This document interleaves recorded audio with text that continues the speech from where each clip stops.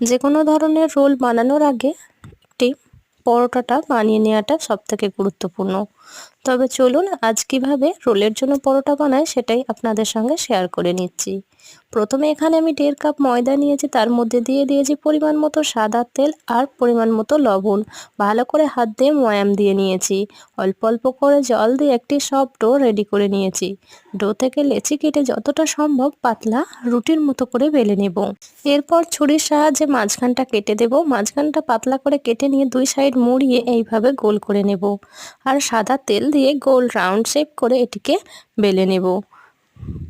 রুটিটা খুব মোটাও নয় আর খুব পাতলাও হবে না, মাঝারি মতো করে বেলে নিয়ে এবার গরম তাওয়াতে সেঁকে নেব দুই সাইডটি। গোল্ডেন ব্রাউন কালার হয়ে গেলে তুলে নিলেই তৈরি হয়ে যাবে যে কোনো ধরনের রোলের জন্য যে পরোটাটা বানাতে চেয়েছিলাম।